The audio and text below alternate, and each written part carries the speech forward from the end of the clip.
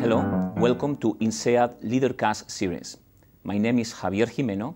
I am the Dean of the Executive MBA program and the Aon Dick Verbeek Chair of International Risk and Strategic Management. With us today is Francesco Starace. Francesco is the Managing Director of the Renewable Energies Division at Enel and the Chairman of Enel Green Power. Welcome, Francesco. Good afternoon, Javier. It's a pleasure to be here. Thank you. First of all, I would like to ask you, as Managing Director of the Renewables Energy Division at Enel and an expert on the renewables energy, you have been part and involved in the transformation of the electricity industry from vertically integrated utilities, usually at a national level, moving towards global companies dealing with technological change, changes on customer preferences. What do you see the key success factors of the electricity companies in the future? Who are going to be the characteristics of the successful companies? Look, first of all, I think the successful companies are going to be those that keep the lights on. Oh, because this is, let's not forget, this is the basic principle of our business. Now, the fact is that in order to do that, we have a totally different legal framework, a totally different regulatory framework, a competitive framework in which we have to live with, and a larger world to deal with. So these factors make the life of a utility completely different, providing it keeps the lights on, because so there's no excuse about this, and the lights should be on and should be also built at the right way, and the cost should be the cheaper possible, and the power should be sustainable. So we have additional burdens vis-a-vis the existing system that we had before. We have concerns about the environment, pressure from the stakeholders at all levels to minimize the impact on not only the environment but also on the landscape, if I can say. So the challenges are extremely complex and totally different from what they had before. They require a complete different mindset from the management point of view, very different skill sets from the workforce, and I must say they require also a global mind that maybe at the beginning of this process was not really that important. I mean, let's not forget, these companies were basically monopolies in a single country. They did not really have much to say outside the country. Today, this is no more applicable. If we want to be cheap and efficient, we have to have a larger scale, and in order to have a larger scale, we have to go in a larger diversification country-wise, and therefore we have to acquire global skills. So different mindsets and skills from management standpoint, different skills and mindset also from the whole environment in the whole organization. So it's a big challenge, and this is a transformation that started in Europe 10, 15 years ago in different times in different countries. It's still going on. I think it will actually never really end. It will keep moving faster and faster.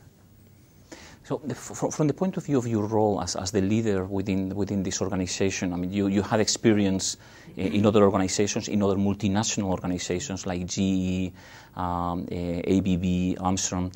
How did you bring that experience into your organization at Enel and lead the transformation of the culture so that people would be more aware of this environment? No, I was, in fact, basically, not only me, but many of my colleagues came from different industries, brought in to help this transformation within this company. And basically what I brought, and other colleagues with me, what we brought is the pressure that comes from being in a competitive environment, in a system that never experienced this kind of pressure. So at the beginning, this seems a little bit strange for the employees of the companies that ask, why are you so stressed? What's the problem?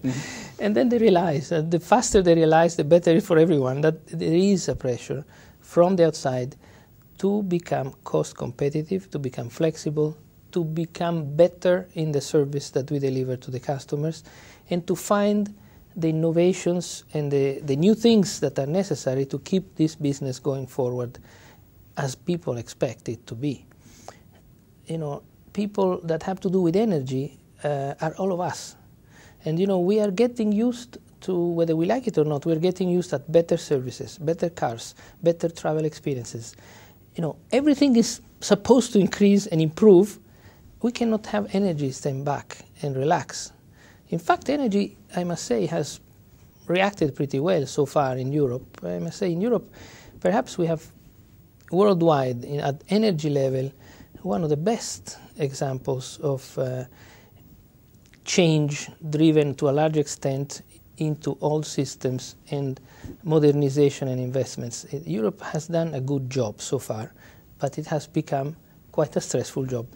And how do you create that sense of urgency when, by nature, I mean, your business tends to be relatively protected, at least from historically? I mean, well, so that people see the future. Yeah, today there is no more a need to create it because it's there. Okay, at the beginning, perhaps yes, there was a little bit of a, an artificial sense of urgency, which was not that difficult to create because I must say the people in these companies reacted very well. Enel in particular, it was and still is a very disciplined, a very strong organization with a strong sense of belonging from the individual standpoint. So if you tell the people, look, guys, you really have to compromise here, we really have to push, we really have to improve, people do it. I mean, the fact is, it really has to come from the management. And the issue, the big challenge, the bigger challenge has been at management level. And talking about management, I mean, the role of a leader is to create leaders. What is your perspective on what particular characteristics do you focus on when identifying future leaders within your organization? You know, what I'm looking for is for people that have the interest in other people. I don't think you can be a leader if you don't have an interest in people. So there is a lot of bright individuals that are good at abstract concepts and they are fine, but they cannot be leaders. So you need to have people interested in developing people and in managing people and in listening to people. So for me, a leader has to have this capability, this intrinsic interest in other people, coupled with the patience to listen, the capability to be humble and just to understand before deciding something.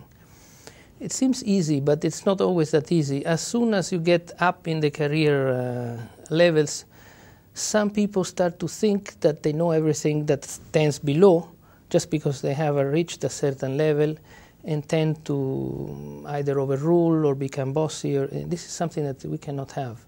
So you really need to have fresh minds, open minds, and the curiosity of understanding new things and not repeating always the same thing over and over. The capability to travel, to go outside of your own office and change your work. So the leader for us is an animal that has to be adaptive to change. This is the first important characteristic. The second one is the leader has, our idea of a leader is an individual that has a strong sense of integrity and does not compromise. If there is a certain rule or a certain set of values in the company, these are the values that the leader has to practice. He cannot bypass these values, even if it is for an extra profit or a potential additional value-added deal. That is not a compromise we need to have. So there is a discipline in the leader that needs to come out from understanding and practicing the values that we think are important for our company. Finally, I think in the context of a leader, it is important for us, for me in particular, that the capability to work together as a team between different levels of the organization is kept. Many times you find leaders that are self-adjusted individuals, fantastic capabilities, great human capabilities, excellent charismatic know-how and interaction, but difficult to work in a team. That we cannot have, because we are a big organization, not many small parts. And we have to work as a big team. So that makes it not easy, you know, because it's a lot of characteristics. But you know, once you put yourself at work, it's not impossible to find people that fit in this. Do you feel that these characteristics are innate, or are they developed as part of the career? That's always the same question in leadership, isn't it? I mean, I think they're not innate. I don't think that they can be all bred into one person like that. No. They are, in fact, in my case, for example, they were brought up in one way, and they're not complete. I'm not saying I'm perfect, but I'm being shaped in a way by the professional life that I've had, by the courses I've taken, by the examples, good and bad, that I have got from my bosses. I don't believe that you are born a leader. I don't think this is a wide. I think this is a widespread misperception. Perhaps few individuals, but in the large part, not. It's really a dedicated effort to bring up the leadership that is there, maybe latent, but not developed. Mm-hmm. And in your career, I mean, do you identify particular milestones or particular events where you realize that, yeah, this is a lesson for life? I mean, I will remember this lesson. Certainly, I had several lessons. But more than that, you know, because we all have, you know, whether we like it or not, whether we are aware of them or not, we all have lessons. I mean, the most important thing is to become aware of these lessons and put them into a context. To that end, I think the course that I had here in INSEAD was an eye-opener. I was part of this Challenge of Leadership course. That helped me understand clearly that these lessons told me this thing about me, and therefore that finally crystallized. So that's a little bit, you know, the difference. Whether we like it or not, we are all taught lessons by our life. Mm-hmm. Okay. Whether we understand these lessons, that's the difference. And another issue, especially in the career transitions of leaders, is to know what part of your baggage you keep, what part of your baggage you leave aside. So you move from across the different organizations.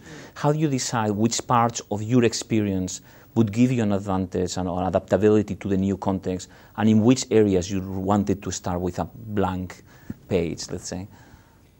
Really, I don't know. You know, because let me give you an example. I had classic studies when I was a boy, so I studied ancient Greek.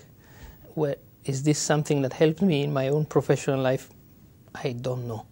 But did I forget it? By far, I forgot most of it. Is there something in me coming from that? For sure there is. So I don't think I would ever engage into consciously saying, this thing I know I will never use, and this thing I know I will keep using, because the future is too unpredictable and too variable to be able to just take the luxury to drop something out. Mm-hmm, mm-hmm. You know, so far I don't think I know that much that I can throw away something. I better keep everything I know. And it's not that difficult, you know. It's actually the most difficult thing is not to forget things that you know. Mm-hmm. That's the most difficult thing. Well, sometimes you need to unlearn things as you transition to organization. That's for sure. But you know what happens is that you have to unlearn. When is it that you have to unlearn? When you do this thing for too long. You know, when you start to realize that something is happening and you already know what is going to happen, not only next, but next, because you've seen it already 100 times, well, then that's a very dangerous time, because for sure you will be making a mistake sooner or later, because you will lose sensitivity as you developing a callus on your fingers. You know, you think you feel because you used to feel, but you really are going to make a mistake. So I think it's not an issue of forgetting, it's an issue of changing your job because it's getting boring and it's getting too repetitive, you know. So maybe the thing is, watch out for the times when you're getting bored, because that's the time when you're going to make a mistake. Francesco, your unit within Enel in renewable energies is part of a trend about many utilities of developing renewable energy divisions. So many of your competitors also have those. And one question is about, to what extent do you see yourself that your role is to grow this renewable energy unit within Enel, or your role is actually to turn the whole of Enel Power green? I mean, are you a change of a transformational, bringing a transformation for the whole company, or just encapsulated within your unit? Look, frankly speaking, I think these companies and all the utilities would make a mistake to bet their whole life in one energy source. I think that the real safe way to go for us is to try to cover many different portfolios of generating capabilities and many skills. Because the world is complex and you really actually have to be ready for many things to happen. And portfolio theory, I mean, is really proving to be right so far. So I think that, having said this, the reason why these companies have all done more or less the same thing, that is set up a dedicated unit to grow the renewable energy business, is because they have all realized that the renewable business is composed of things that are too different from the others, and they tend to be too small. In order to grow them, they have to be isolated. Otherwise, big things kill the small ones, and they never get where they should be. So maybe it's too early to say whether, you know, the green part will become the biggest part of Enel or not. For sure, not in a foreseeable future, because yes, there is a lot of growth potential, but the dimensions of the other part are so huge. I don't think you can say that, even dream of it. And I don't think it would even be good in general because of the portfolio idea that I think. What happens is that, in any case, the conscience of sustainability of producing energy in an environmentally friendly way is not only in Enel Green Power, is everywhere within the company. Green Power is producing energy in a renewable energy fashion. The, let's say, conventional generation tries to minimize the impact of CO2 and emissions by all available technologies. So there is a constant strive to reduce the impact on the environment while the renewable energy grows. It's not my mission to do both things. We focus and we do our bit, which is already very interesting and very big. Yeah, that's the way to contribute to the overall organization. Yes. Francesco, thank you very much for this conversation. Thank you very much.